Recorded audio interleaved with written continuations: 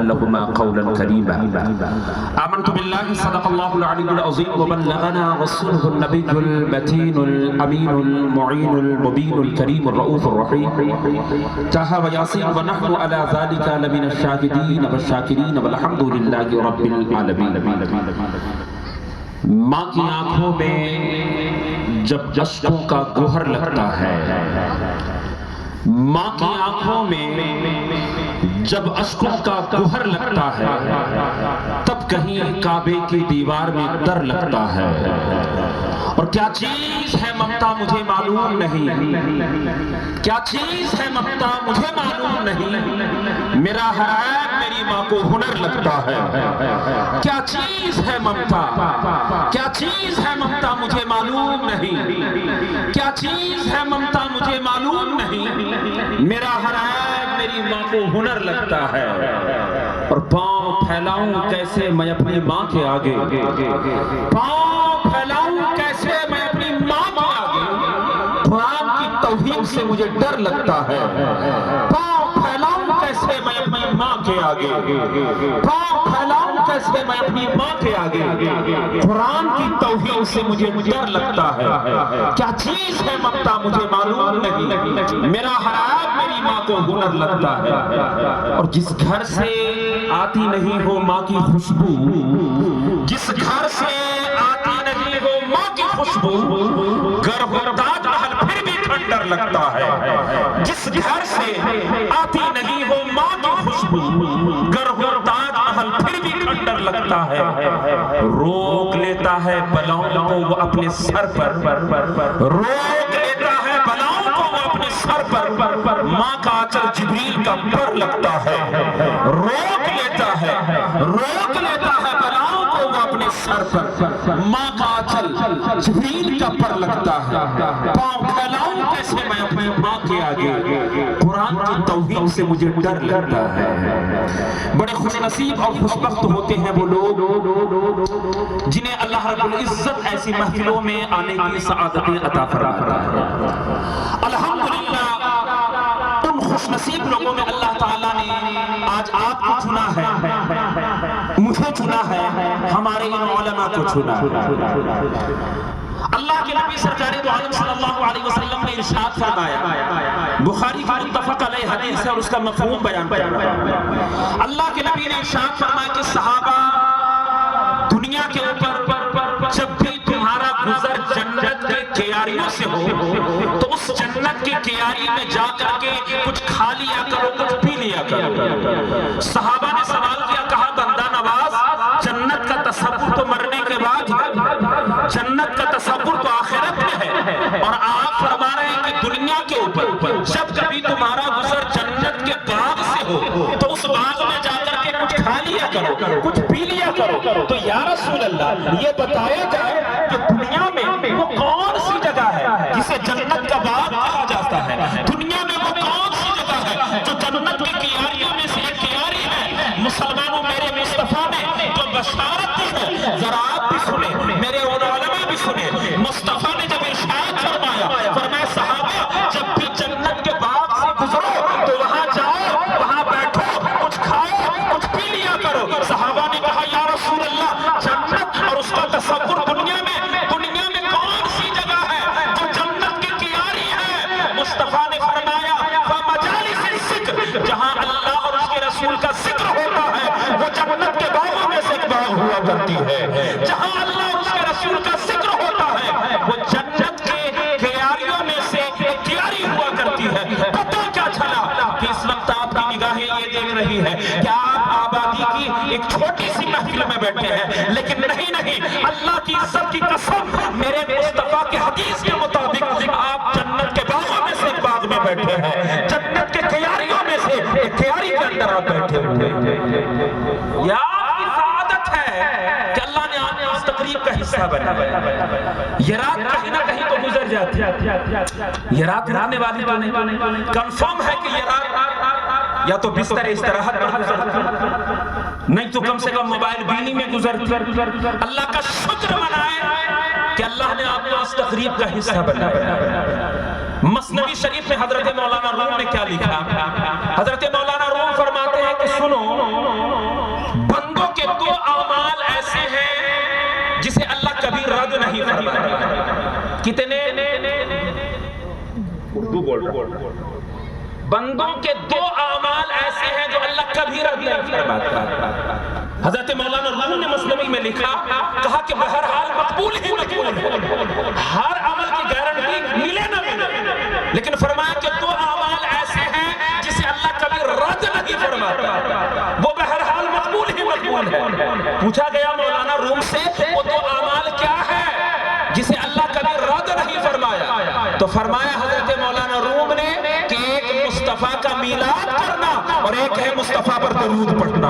ایک ہے مصطفیٰ کا میلاد کرنا، ایک ہے مصطفیٰ پر درود پڑھنا. سنیوں کتنا بلند مقدر ہے تمہارا کہ محفل ایک ہے اور اعمال دو ہو رہے ہیں. مصطفیٰ کا میلاد بھی ہو رہا ہے، مصطفیٰ پر درود بھی پڑھا جا رہا ہے، مصطفیٰ پر درود بھی پڑھ رہے ہیں اور مصطفیٰ کا میلاد بھی کیا جا رہا ہے. یاد کی سعادت ہے کہ اللہ نے اس تقریب کا حصہ بنایا. یہ رات آنے والی تو نہیں تھی، کہیں نہ کہیں یہ رات ضرور. اللہ کا شکر منائے کہ اللہ تعالیٰ نے آپ کو اس تقریب کا حصہ بنایا. ایک صحابی تھے، اجازت 80 سال کے بوڑھے صحابی. کتنی؟ زندہ باد، اللہ اور عمر دراز کرے. 80 سال کے بوڑھے صحابی. اللہ کے نبی نے پوچھا صحابی آپ اپنی عمر بتائیے، آپ کی عمر کتنی ہے؟ 80 سال کے بوڑھے صحابی. اللہ کے نبی نے جب سوال کیا، کہا وہ عمر کتنی ہے؟ صحابی نے کہا یا رسول اللہ 4 سال.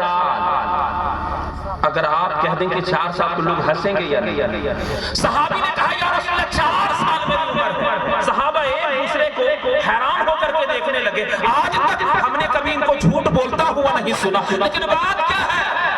80 سال کے بوڑھے صحابی ہیں. مصطفیٰ نے پوچھا صحابی عمر بتاؤ، آپ کی عمر کتنی ہے؟ کہا یا رسول اللہ 4 سال. لوگ حیران ہو گئے، 80 سال کے بوڑھے صحابی ہیں اور عمر 4 سال بتا رہے ہیں. اللہ کے نبی نے بھی حیران ہو کر کے پوچھا، حالانکہ مصطفیٰ سب جانتے ہیں اور کوئی غیب کیا تم سے نہا ہو بھلا، جب نہ خدا ہی چھپا تم پہ کروڑوں درود. مصطفیٰ سب جانتے ہیں، لیکن اس کے باوجود بھی مصطفیٰ نے آپ کو سکھانے کے لیے، ہمیں بتانے کے لیے، تعلیم امت کے لیے. اللہ کے نبی نے پوچھا صحابی بات تو ڈیفینیٹلی کنفرم ہے، آپ کی عمر 4 سال تو نہیں ہے، آپ کی عمر تو زیادہ ہوگی، لیکن آپ اپنی عمر 4 سال کیوں بتاتے ہیں؟ صحابی کا جواب سنیے، ایمان تازہ ہو جائے گا. 80 سال عمر ہے، 4 سال بتایا. مصطفیٰ نے پوچھا 4 سال کیوں بتاتے ہو؟ صحابی نے کہا یا رسول اللہ عمر تو 80 سال ہے، لیکن ایمان لائے 4 سال ہوئے ہیں. جو عمر ہم نے آپ میں گزارا ہے یہی تو میری ہو سکتی ہے. کلمہ پڑھے، آپ پر ایمان لائے، میری عمر 4 سال ہے. یا رسول اللہ جو عمر ہم نے آپ کی محبت میں گزاری ہے وہی تو میری ہو سکتی ہے. جو ہم نے چائے خانوں میں گزارا ہے، جو ہم نے ادھر ادھر گزارا ہے، جو ہم نے بے ایمانی میں گزارا ہے وہ تو میری نہیں ہو سکتی ہے. یا رسول اللہ جو عمر آپ کی محبت میں گزر جائے وہی تو میری ہونے والی ہے، اور جو آپ کی محبت کے بغیر گزر جائے وہ میری تو نہیں ہونے والی. تو یہ جو لمحہ آپ گزار رہے ہیں ایک ایک ٹائم کا حساب و کتاب ہوگا، لیکن یہ جو اوقات آپ گزار رہے ہیں اللہ کی عزت کی قسم اس پہ کوئی سوال نہیں، کوئی جواب نہیں، اس پر مکمل ثواب ہی ثواب ہے. بڑے خوش نصیب ہیں آپ حضرات کہ اللہ نے آپ کو اس تقریب کا حصہ بنایا. میں ہدیہ تبریک پیش کرنا چاہوں گا آج کے اس پروگرام کے آرگنائزر حضرت مولانا عطا الدین صاحب قبلہ زید مزدہو کو، کہ جنہوں نے سسٹم کو فالو نہیں کیا. عموماً والدین، والدہ یا والد کا انتقال ہوتا ہے تو ہمارے ایک سسٹم ہے، ہم علاقے کے مؤذن کو بلا لے آتے ہیں، امام صاحب کو بلا لے آتے ہیں اور چند لوگوں کو جمع کر کے محفل میلاد کا انعقاد کرتے ہیں. سسٹم کی زنجیر کو انہوں نے توڑا اور الحمدللہ انہوں نے صرف اپنے امام ہی کو نہیں، اپنے مؤذن ہی کو نہیں، الحمدللہ علماء کرام کے کثیر جماعت کو اپنی والدہ کی روح کو اصحال ثواب کرنے کے لیے انہوں نے جمع کیا. میں انہیں بھی مبارکبادی دیتا ہوں، ان کے جملہ برادران کو مبارکبادی دیتا ہوں۔ اللہ تعالیٰ ان کے جملہ برادران کو، ان کے جملہ رفاقہ کی خدمتوں کو اللہ قبول اور منظور فرمائے۔ منبر رسول پر اس وقت کئی عظیم شخصیتوں کی موجودگی ہے، میں ہر ایک نام سے شناسہ تو نہیں ہوں، البتہ برادر محترم نقیب اہل سنت، نقیب سدا بہار، نقیب بزم قادریت حضرت مولانا بلال رضا بلالی صاحب کی نظامت، انہوں نے کہا کہ میں ان کو سنتا ہوں، الحمدللہ میں نے بھی کئی مرتبہ ان کو سنا، اور آج یہ موقع نصیب آیا کہ میں بیٹھ کر کے ان کے چیدہ چیدہ الفاظ اور خوبصورت اشعار سے میں محظوظ ہو رہا ہوں۔ دعا کرے میرے بھائی کی آواز میں اللہ مزید کشیدگی عطا فرمائے۔ دوسری جانب شاعر انقلاب حضرت حافظ وقاری مسلم رضا شرف صاحب، الحمدللہ خیال تھا کہ حضرت ایک کلام اور پڑھتے، غالباً آپ نے بھی سوچا ہوگا، لیکن وقت کے بڑے امین ہے یہ، اور چونکہ آج کے اس پروگرام کے کہیں نہ کہیں یہ میزبان میں سے ہے تو انہوں نے وقت کا بہت زیادہ خیال کیا، میں اس کے لیے حضرت قاری صاحب کو بھی مبارکبادی پیش کرتا ہوں۔ انشاءاللہ آپ مطمئن ہو کر کے بیٹھیں، یہ پروگرام مجھ پر ہی ختم نہیں ہونا ہے، میرے بعد بھی انشاءاللہ تقریر ہوگی اور نعتیں پڑھی جائے گی۔ بڑا مختصر سا وقت میرے دامن میں ہے اور میں کچھ کام کی باتیں آپ تک پہنچانے کی کوشش کروں گا۔ دعا کرے اللہ تعالیٰ میری زبان پر کلمت الحق کا نور جاری و ساری فرمائے۔ توجہ ہے آپ حضرات، میں ہر ایک نام سے شناسہ نہیں، البتہ یہ سب ترجمان مسلک اعلی حضرت ہے تو یہ سب کے سب میرے سروں کے تاج ہے، میرے دل میں بستے ہیں، اور ویسے بھی یہ بس میں میں ہے جائے جنگ نہیں، یہ بس میں میں ہے جائے جنگ نہیں، یہاں کوئی کسی سے کم نہیں، الحمدللہ یہ سب کے سب ترجمان مسلک اعلی حضرت ہے، اور یہ دین کے مبلغین ہے اور دین کے یہ معلمین ہے، اللہ تعالیٰ ان سب کے خدمات کو قبول فرمائے۔ دو ذاتیں ایسی ہیں، کتنی؟ دو ذاتیں ایسی ہیں جن کے احسانات کا بدلہ بندہ کبھی ادا کر ہی نہیں سکتا ہے۔ زندگیاں ختم ہو جائے گا، قلم ٹوٹ جائے گا، سارے معاملات ختم ہو جائے گا، لیکن فرمایا کہ دو ذاتیں ایسی ہیں کہ جن کے احسانات کا بدلہ بندہ کبھی ادا کر ہی نہیں سکتا ہے۔ ایک جس نے ہمیں پیدا کیا، اور دوسرے وہ جن کے ذریعے اس نے ہمیں پیدا کیا ہے۔ ایک جس کے ذریعے آپ آئے ہیں اور ایک جس نے آپ کو پیدا فرمایا، یعنی ایک اللہ کی ذات اور دوسرے ماں باپ کی ذات۔ یہ دو ذاتیں ایسی ہیں کہ جن کے احسانات کا بدلہ بندہ کبھی ادا کر ہی نہیں سکتا ہے۔ ایک خدا کی ذات اور دوسرے ماں باپ کی ذات، ایک جس نے پیدا کیا اور دوسرے وہ جن کے ذریعے اس نے ہمیں پیدا فرمایا ہے۔ یہ دو ذاتیں ایسی ہیں کہ جن کے احسانات کا بدلہ بندہ کبھی ادا کر ہی نہیں سکتا ہے۔ اللہ کے نبی کی بارگاہ میں ایک صحابی آئے، مولانا عطا الدین صاحب آپ کی طرف ایک صحابی آئے، کہا کہ یا رسول اللہ یہ بتایا جائے میری ماں بھی زندہ ہے، میرے والد بھی زندہ ہے، تو میرے احسانات کا سب سے زیادہ حقدار کون ہے؟ میں اپنی ماں کے ساتھ زیادہ بھلائی کروں یا اپنے باپ کے ساتھ زیادہ بھلائی کروں؟ ماں اور باپ دونوں گھر میں پرزینٹ ہیں، تو کس کے ساتھ زیادہ احسان کروں اور کس کے ساتھ زیادہ بھلائی کروں؟ قال امک، حضور نے فرمایا جاؤ اور اپنی ماں کے ساتھ زیادہ بھلائی کا معاملہ کرو۔ صحابی کا سوال آگے بڑھا، قال ثم من، کہا یا رسول اللہ اس کے بعد؟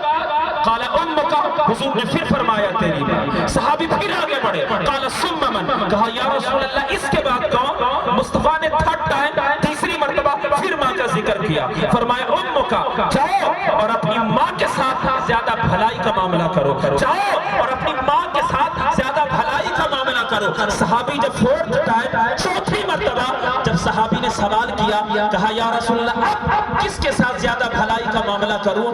تو فورتھ ٹائم چوتھی مرتبہ مصطفیٰ نے باپ کا ذکر کیا اور کہا قال اباکا، جاؤ اپنے باپ کے ساتھ بھلائی کا معاملہ کرو۔ پتہ کیا چلا کہ اسلام نے ہمیں تین حقوق ماں کے بتلائے ہیں اور چوتھا حق ہمیں باپ کا سکھایا ہے۔ ہماری شریعت میں، ہمارے دین میں، ہمارے اسلام نے ہمیں سکھایا ہے کہ ہمارے اوپر تین حقوق ماں کے ہوتے ہیں اور پھر چوتھا حق باپ کا ہوتا ہے۔ علماء مفسرین فرماتے ہیں کہ اس کی بنیادی وجہ یہ ہے کہ اسلام میں ماں کا مقام باپ کے مقابلے میں زیادہ بڑا اس لیے بنایا گیا ہے کہ ماں اولاد کے لیے ایک نہیں، دو نہیں، تین تکلیفیں برداشت کرتی ہے۔ ایک پیٹ میں رکھنے کی تکلیف، دوسری عند الولادت ٹائم آف بورتھ جننے کی تکلیف، اور ایک تعلیم و تربیت کی تکلیف۔ ماں تین تکلیفوں سے گزرتی ہے، بیٹے کو، اولاد کو پیٹ میں رکھنے کی تکلیف، یہ کوئی چھوٹی موٹی بات نہیں ہے۔ اللہ کی عزت کی قسم، مولا کائنات حضرت علی بن مرتضیٰ سے کسی نے سوال کیا، کہا کہ علی یہ بتائیے کہ اسلام میں ماں کا مقام باپ کے مقابلے میں زیادہ بڑا کیوں ہے؟ ماں کا درجہ زیادہ کیوں رکھا گیا؟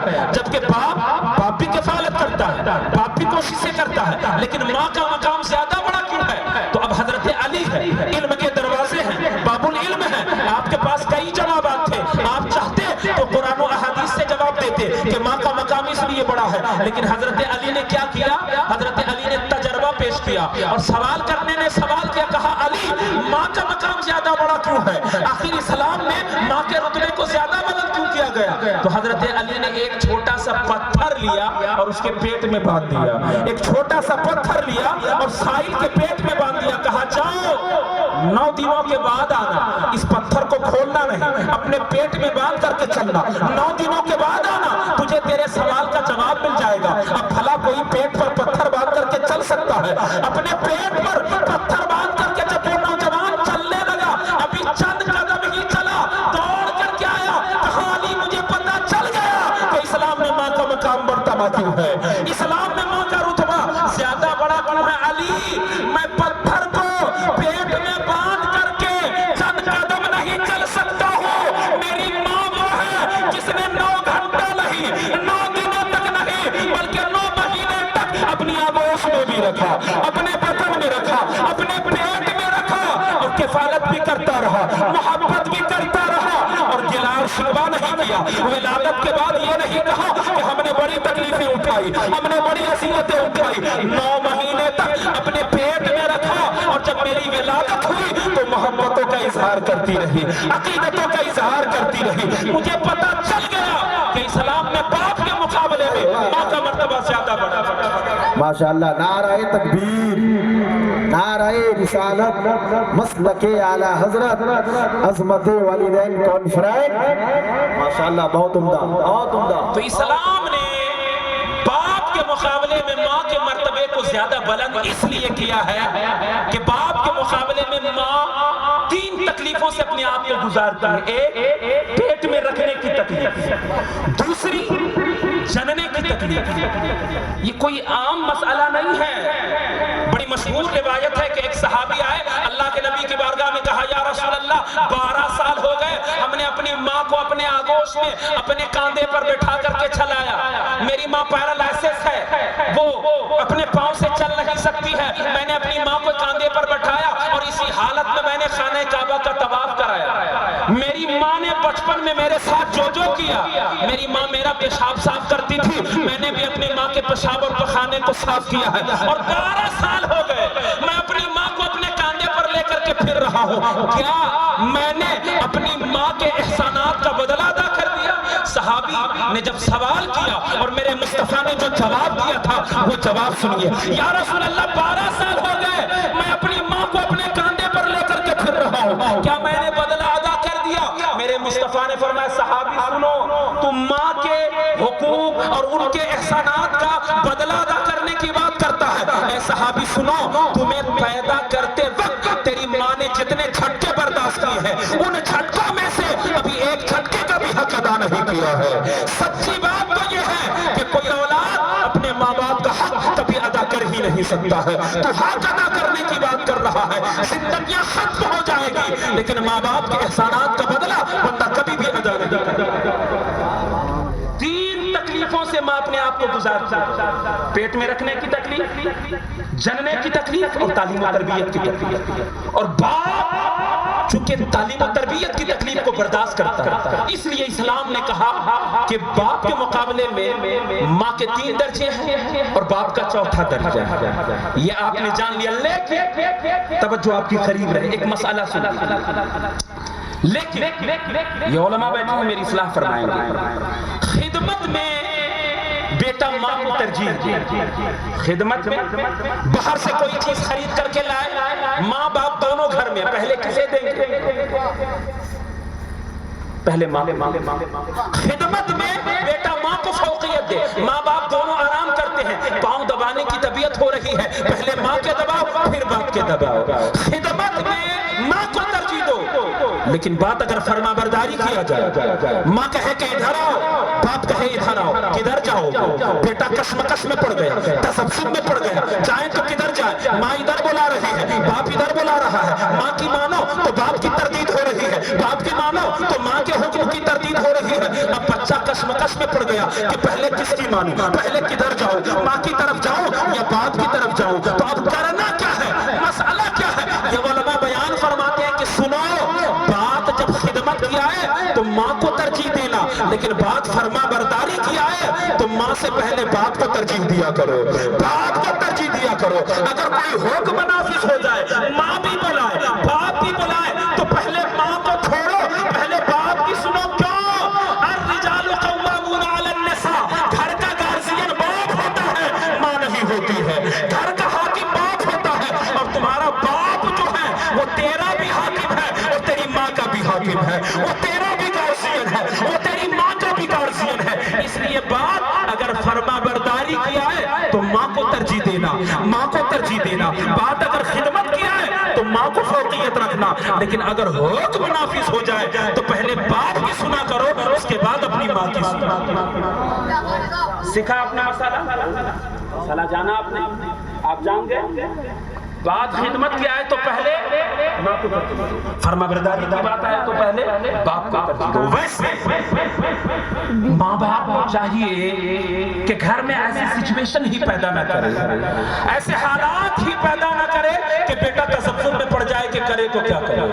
گھر کے اندر ایسا ماحول ہی کریٹ نہ کرو کہ بیٹا تسبسب میں پڑ جائے کہ ماں کی طرف جاؤں جیسے باپ کی طرف جاؤں۔ میں نے ایک محدث کا قول پڑھا، ایک محدث فرماتے ہیں کہ 40 سال ہو گئے میں نے آج تک اپنے بیٹے کو کوئی حکم ہی نہیں دیا۔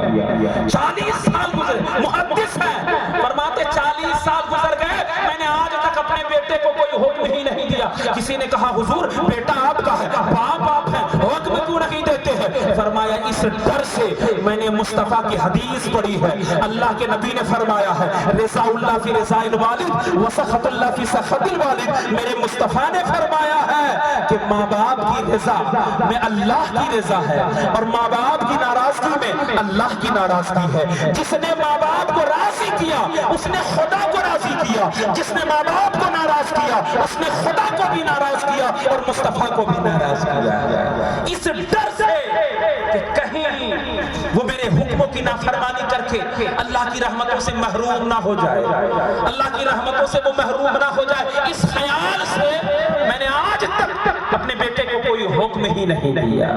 بدبخت ہے وہ لوگ کہ جن کو اللہ تعالیٰ بڑھاپے میں ان کی ماں بھی عطا کرے اور باپ بھی عطا کرے اور اس کے باوجود بھی وہ خدمت بجا لانا۔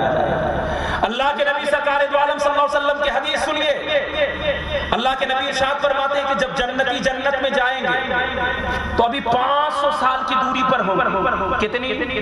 چچا ہم آپ ہی کو بار بار بولیں، ٹارگٹ میں آج آپ ہی ہیں۔ فرمایا کہ جب جنتی جنت میں جائیں گے تو ابھی 500 سال کی دوری پر ہوں گے اور وہیں سے ان کو جنت کی خوشبو ملنے لگے گی۔ سبحان اللہ، ذرا آپ بھی بولو سبحان اللہ۔ ابھی جنتی جنت میں جائیں گے نہیں، ابھی 500 سال کی دوری پر ہیں اور وہیں سے اس کو جنت کے اسمیل ملے گی، جنت کی خوشبو ملے گی۔ لیکن حضور نے فرمایا سنو، 4 ایسے لوگ ہیں کہ جنت جانا تو دور کی بات، اللہ تعالیٰ انہیں جنت کی خوشبو بھی نہیں عطا فرمائے گا۔ 4 ایسے بدبخت ہیں، فرمایا جنت جانا تو دور کی بات، اللہ تعالیٰ انہیں جنت کی خوشبو بھی نہیں عطا فرمائے گا۔ اللہ اکبر کبیرہ۔ اب وہ کم نصیب لوگ کون ہیں کہ جنت جانا تو دور کی بات، حضور کے حدیث کے مطابق انہیں جنت کی خوشبو بھی نہیں ملے گی۔ اب ذرا دیکھیے کہ وہ 4 کم نصیب لوگ کون ہیں، ذرا ٹٹولیے ان کم نصیب لوگوں میں، کہیں آپ کا نام تو نہیں ہے، کہیں میرا نام تو نہیں ہے، کہیں ان کا نام تو نہیں ہے۔ فرمایا 4 ایسے لوگ ہیں جنت کی خوشبو بھی نہیں پائیں گے۔ یا رسول اللہ وہ 4 لوگ کون ہیں؟ فرمایا فرمایا سب سے پہلا وہ جو صلہ رحمی نہیں کرتا ہے، قطع رحمی کرتا ہے، رشتہ داریاں توڑتا ہے، کبھی اس سے جھگڑتا ہے کبھی اس سے جھگڑتا ہے، کبھی اس سے بات بند کبھی اس سے بات بند، کبھی اس پڑوسی سے جھگڑا کبھی اس پڑوسی سے جھگڑا، کبھی فلاں رشتہ دار سے باتیں بند کبھی فلاں رشتہ دار سے باتیں بند۔ جبکہ اسلام ہمیں کیا سکھا رہا؟ جو تم سے دور جائے تم اس کے قریب جاؤ، جو تمہیں توڑنے کی کوشش کرے تم اسے جوڑنے کی کوشش کرو۔ مصطفیٰ فرماتے پہلا وہ مسلمان جو لڑتا جھگڑتا ہے، آبادی میں اس کی آئیڈینٹی یہی بن گئی ہے، یہی پہچان بن گئی ہے کہ وہ لوگوں سے لڑتا جھگڑتا رہتا ہے، کبھی اپنے فلاں بھائی سے بات بند کرتا ہے، کبھی اپنے فلاں رشتہ دار سے بات بند کرتا ہے، محلے میں اس کی پہچان ہی یہی بن گئی ہے کہ وہ رشتہ داریاں توڑ رہا ہے۔ حضور نے فرمایا جنت جانا تو دور کی بات، انہیں جنت کی خوشبو بھی نہیں ملے۔ فرمایا دوسرا وہ بدبخت جو پائجامہ تکبر کی وجہ سے ٹخنوں کے نیچے پہنتا ہے، پائجامہ تکبر کی وجہ سے ٹخنوں کے نیچے پہنتا ہے۔ اور فرمایا تیسرا وہ بوڑھا جو بوڑھا ہو گیا، ایجنٹ ہو گیا، لیکن نگاہیں ابھی بھی خطا کر رہی ہے، بوڑھا ہو گیا ہے لیکن خیال ابھی بھی بہک رہا ہے، بوڑھا ہو گیا ہے لیکن ابھی بھی اپنی نیتوں کو خراب کر رہا ہے، اپنی نگاہوں کو غلیظ کر رہا ہے۔ اور فرمایا چوتھا وہ بدنصیب کہ جن کی ماں بھی ان کے بڑھاپے کو ملی، باپ بھی بڑھاپے میں ملا لیکن اپنے ماں باپ کو راضی نہیں کیا، اپنے ماں باپ کی خدمت نہ کی، اور ماں باپ جب دنیا سے گئے تو اس حال میں گئے کہ ان سے ان کے ماں باپ راضی نہیں تھے۔ مصطفیٰ فرماتے ہیں کہ یہ چار وہ لوگ ہیں کہ جنت جانا تو دور کی بات، اللہ انہیں جنت کی خوشبو بھی نہیں عطا فرمایا۔ اب ذرا ٹٹول لیجئے، آپ بھی اپنے اعمال کا جائزہ لیجئے، میں بھی ٹٹولتا ہوں، ہمارے یہ علماء بھی اپنے اعمال کا جائزہ لیں کہ اگر ان چار لوگوں میں آپ کی شمولیت ہے تو اپنے آپ کو نکالیے اور جہنمیوں سے نکل کر کے اپنے آپ کو جنتیوں میں شامل کرنے کی کوشش کیجیے۔ فرمایا یہ چار ایسے لوگ ہیں کہ جنت جانا تو دور کی بات، اللہ تعالیٰ انہیں جنت کی خوشبو بھی نہیں عطا فرماتا ہے۔ ایک صحابی آئے اللہ کے نبی کی بارگاہ میں اور انہوں نے اذن جہاد چاہا، کہا یا رسول اللہ لوگ اسلام کے لیے لڑنے کے لیے جا رہے ہیں، مجھے بھی اجازت دی جائے، میں بھی اسلام کے لیے تلوار اٹھانا چاہتا ہوں۔ مصطفیٰ نے کیا کہا؟ تلوار لو، جاؤ میدان جہاد میں لڑو۔ صحابی ہے یا رسول اللہ میں جہاد میں جانا چاہتا ہوں۔ مصطفیٰ نے فرمایا احی والداک، اے صحابی جہاد میں جانا چاہتا ہے، اسلام کے لیے لڑنا چاہتا ہے، اے صحابی یہ بتا کیا تیرے ماں باپ زندہ ہے؟ کیا تیرے والدین زندہ ہے؟ کیا تیرے پیرنٹس زندہ ہیں؟ صحابی نے فرمایا قال نعم، ہاں یا رسول اللہ میں وہ خوش نصیب ہوں کہ میری ماں بھی زندہ ہے، میرے والد بھی زندہ ہے۔ مصطفیٰ نے کیا فرمایا؟ فرمایا صحابی ففیہما فجاہد، جاؤ اور ماں باپ کی خدمت کو اپنے اوپر لازم پکڑ لو، اللہ اسی میں جہاد کا ثواب عطا فرمائے گا۔ جاؤ اور ماں باپ کی خدمت کو اپنے اوپر لازم کر لو، اللہ اسی میں جہاد کا ثواب عطا فرمائے گا۔ ماں باپ کو بلکتا ہوا چھوڑ کر بیٹا پیر کی چوکھٹ پر جھاڑو دے، اللہ راضی نہیں ہوتا ہے۔ ماں فالج شدہ ہو، ماں پیرالائسس کی مریض ہو اور آپ اجمیر اور بغداد گھومتے چلے، اللہ راضی نہیں ہوگا۔ باپ ناراض ہو، باپ کو میڈیسن کی ضرورت ہو اور آپ پیر کو نذرانہ دیتا جائے، اللہ راضی نہیں ہوگا۔ ماں باپ فالج شدہ ہے، ماں باپ مر کے بستر استراحت پر ہے اور بیٹا مزار پر مزار جا کر کے چلا کرے، اللہ راضی نہیں ہوتا ہے۔ اللہ کی رضا اگر چاہتے ہو، مصطفیٰ نے فرمایا کہ میری رضا ماں باپ کی رضا میں ہے، خدا کی رضا ماں باپ کی رضا میں ہے۔ اگر ماں باپ کو تم نے راضی کر لیا، تیرا پیر بھی راضی ہو گیا، تیرے مصطفیٰ بھی راضی ہو گئے، تیرا خدا بھی راضی ہو گیا۔ یہ میں اس لیے بیان کر رہا ہوں، زندہ باد، اللہ اکبر، یا رسول اللہ نہیں چھوڑیں گے۔ میں نے دیکھا ہے حضرت، یہ ہماری آبادی ہی کا معاملہ نہیں، ہر آبادی میں ہم نے دیکھا کہ اگر پیر صاحب آ جائیں تو دست بوسی کے لیے قطاریں لگ جاتی ہیں۔ چونو اچھی بات ہے، علماء کرام کی دست بوسی کرنی چاہیے، لیکن ذرا دل پر ہاتھ رکھ کر کے بتاؤ کیا کبھی تم نے اپنی ماں کا ہاتھ چوما ہے؟ کبھی باپ کے قدموں کو بوسا دیا؟ اگر ایگزام کے لیے جانا ہو تو قلم کا ایک پٹارا لے کر کے آتے ہیں، امام صاحب ذرا پھونک دیجئے تاکہ ایگزام میں پاس ہو جائے۔ اچھی بات ہے، یہ آپ کی عقیدت ہے، میں اس کی تنقیر نہیں کرتا ہوں، احترام کرتا ہوں، لیکن اللہ کی عزت کی قسم امام سے پھکوانے سے پہلے، دعا کرانے سے پہلے اپنی ماں کے پاس جاؤ، اپنے باپ کے پاس جاؤ، اپنی ماں سے دعا کراؤ۔ میں نے مصطفیٰ کی حدیث پڑھی ہے کہ باپ کی دعا اولاد کے حق میں ایسے ہے جیسے نبی کی دعا امتی کے حق میں ہوا کرتی ہے۔ جس طرح اگر نبی دعا کے لیے ہاتھ اٹھا دے تو امتی کے حق میں اللہ کبھی رد نہیں فرماتا ہے، اسی طرح اگر ماں باپ اپنے بچوں کے لیے ہاتھ اٹھا دے دعا کے لیے تو اس وقت اللہ یہ نہیں دیکھتا ہے کہ یہ رابعہ بصریہ نہیں ہے۔ اگر بندے ہاتھ اٹھا لے، ماں باپ اگر دعا کے لیے ہاتھ اٹھائے، اس وقت اللہ یہ نہیں دیکھتا ہے کہ یہ رابعہ بصریہ نہیں، یہ حضرت خدیجہ نہیں، یہ حضرت فاطمہ نہیں، یہ نیک نہیں، یہ نمازی نہیں، یہ روزگار نہیں۔ اس وقت اللہ تعالیٰ صرف یہ دیکھتا ہے کہ یہ اپنے بیٹے کی حق میں دعا کر رہی ہے، اپنے بچوں کے حق میں دعا کر رہی ہے۔ بچے کی خدمت کے صدقے میں اللہ ماں باپ کی دعاؤں کو قبول فرما لیا کرتا ہے۔ جاؤ اپنے پیر کے پاس بھی جاؤ، لیکن سب سے پہلے تیرے گھر میں جو سب سے بڑا پیر ہے وہ تیرے والد ہے۔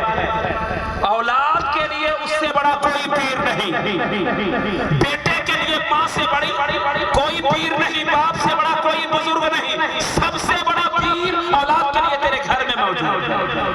اور دلیل سننا چاہتے ہیں سب سے بڑے پیر کون؟ سب سے بڑے پیر کون؟ سب سے بڑے پیر میرے مصطفیٰ۔ کون؟ میرے مصطفیٰ سے بڑے جب کوئی نبی نہیں تو ان سے بڑے پیر کون ہو سکتے؟ سب سے بڑے پیر میرے مصطفیٰ ہیں۔ لیکن بات کیا ہے کہ حضرت اویس کرنی مصطفیٰ سے ملاقات کرنے کے لیے نہیں گئے۔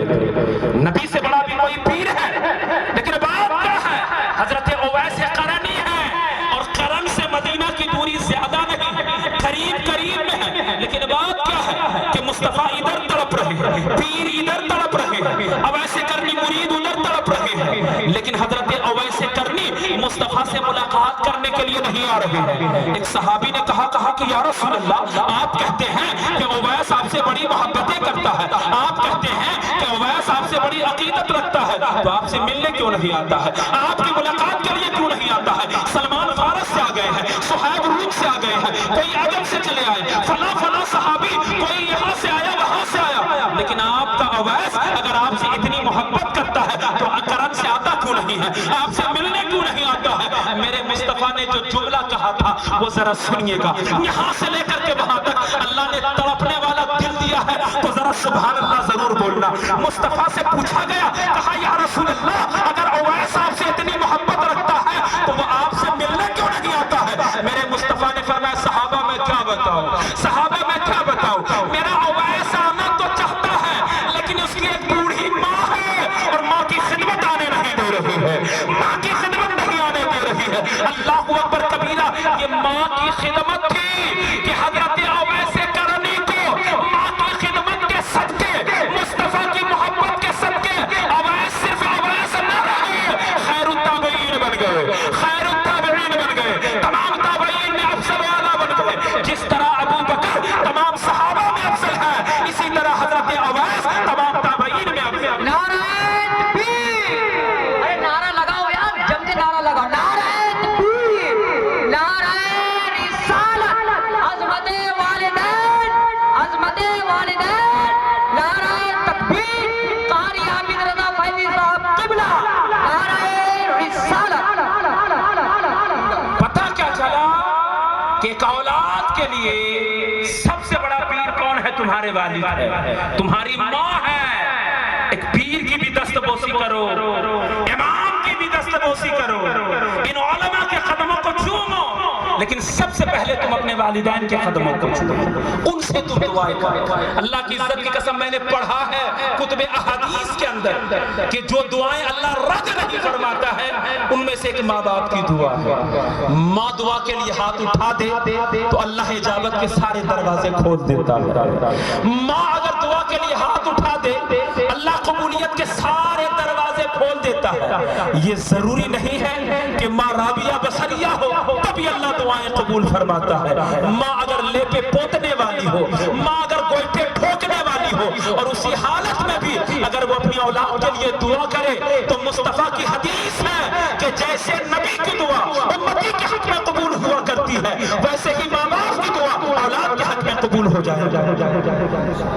آج ہر بندہ پریشان ہے کہ ہمارے گھر میں برکت نہیں. میرے مصطفیٰ کی ایک حدیث سنیے, ایک نسخہ سنیے. اللہ کے نبی نے قسم کھایا. مصطفیٰ کی ہر بات حق ہے, لیکن کبھی کبھی مصطفیٰ بھی قسم اٹھاتے. جیسے قرآن میں اللہ کبھی کبھی قسم کھاتا وَالْعَصْرِ إِنَّ الْإِنسَانَ لَفِي خُسْرٍ وَالْفَجْرِ وَلَيَالٍ عَشْرٍ. مصطفیٰ نے بھی کبھی کبھی قسم اٹھائی. مصطفیٰ نے قسم اٹھائی, اور جن باتوں کو مصطفیٰ نے قسم کھا کر کے کہا ان میں سے ایک بات یہ بھی تھی. میرے مصطفیٰ نے فرمایا کہ جو اولاد اپنے بچوں کے لیے, جو بچے اپنے ماں باپ کے لیے, اپنے والدین کے لیے ہمیشہ دعا کرے, ماں اگر زندہ ہو تب بھی اور ماں باپ اگر گزر جائے تب بھی, ماں اگر زندہ ہو تو اس کی صحت کے لیے دعا کرو کہ اللہ میری ماں باپ کو صحت یابی عطا کرنا. اگر گزر جائے تو ان کی مغفرت کے لیے دعا کرو. میرے مصطفیٰ فرماتے ہیں اللہ کی عزت کی قسم میں محمد ہو کر کے ضمانت دیتا ہوں کہ اس کے رزق میں کبھی بے برکتی پیدا نہیں ہوگی. میں محمد ہو کر ضمانت دیتا ہوں کہ وہ دنیا میں رہے, اللہ اس کے گھر میں برکتیں نازل فرماتا رہے گا. ماں باپ کے لیے دعا کرو, ماں باپ زندہ ہے تب بھی دعا کرو, اور ماں باپ گزر جائے تب بھی ان کی.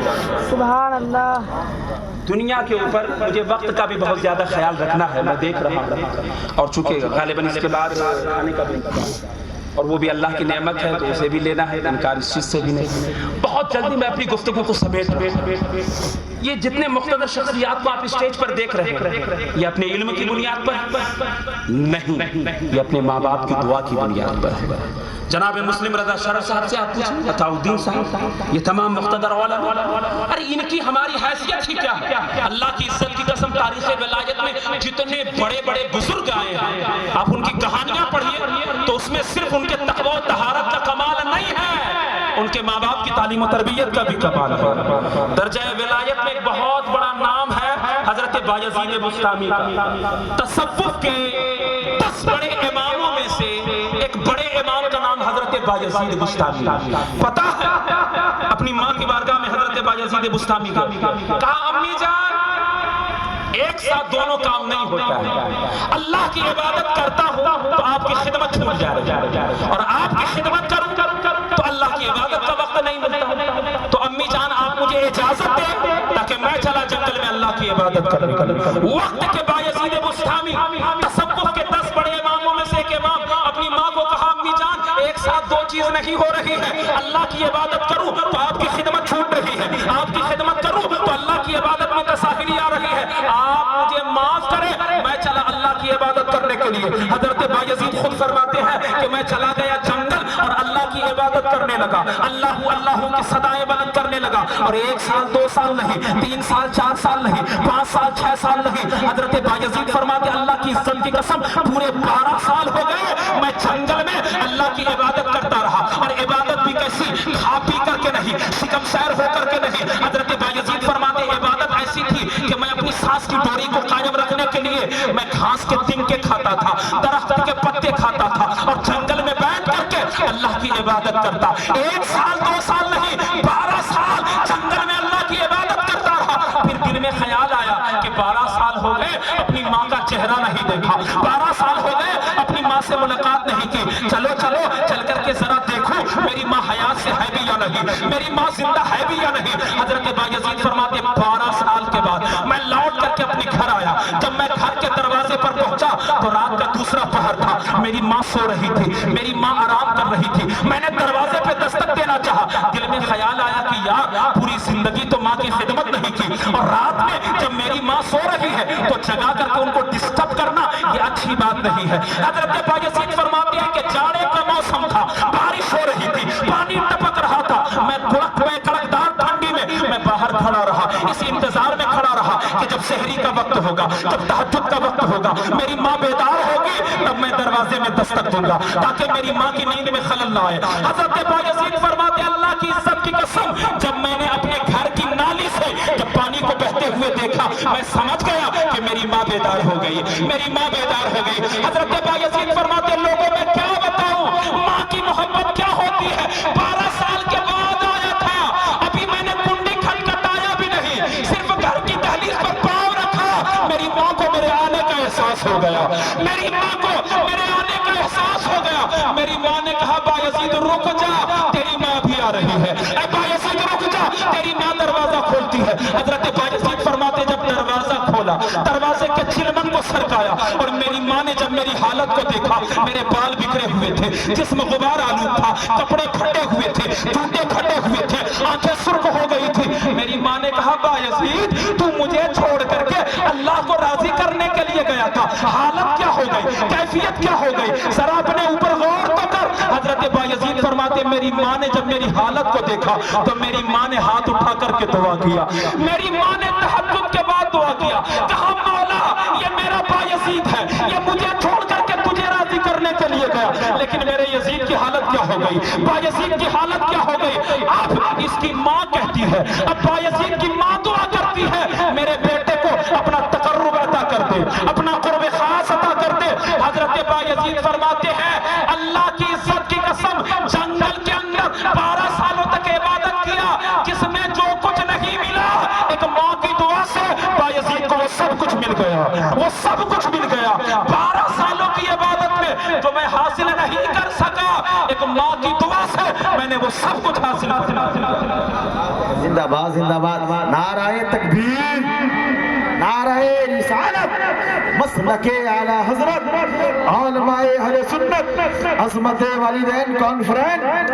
پتہ کیا چلا کہ دنیا میں جتنے بھی بڑے لوگ ہیں آپ ان کی بایوگرافی کو پڑھیے, چاہے غریب نواز ہو, چاہے غوث اعظم ہو, چاہے امام حسن ہو, امام حسین ہو, جتنی ایسی پرسنالٹیز ہیں آپ ان کی شخصیت کو پڑھیں, ان کی بایوگرافی کو پڑھیں تو سب میں ایک بات کامن نظر آئے گی کہ ان کا تقویٰ اپنی جگہ, ان کی طہارت اپنی جگہ, لیکن ان سب کے ساتھ ماں باپ کی دعائیں رہی ہے, ماں کی تعلیم و تربیت رہی ہے, ماں کی خدمتوں کا ثمرہ رہا کہ بایزید آج تصوف کے 10 بڑے اماموں میں سے ایک امام بن گئے. اس لیے آؤ ماں کی خدمت کرو, ان کی خدمت کو اپنے اوپر لازم پکڑ لو. اگر ماں ناراض ہے تو شرماؤ نہیں کہ ماں سے معافی مانگے, باپ اگر ناراض ہے تو شرماؤ نہیں کہ باپ کے سامنے ہاتھ جوڑ.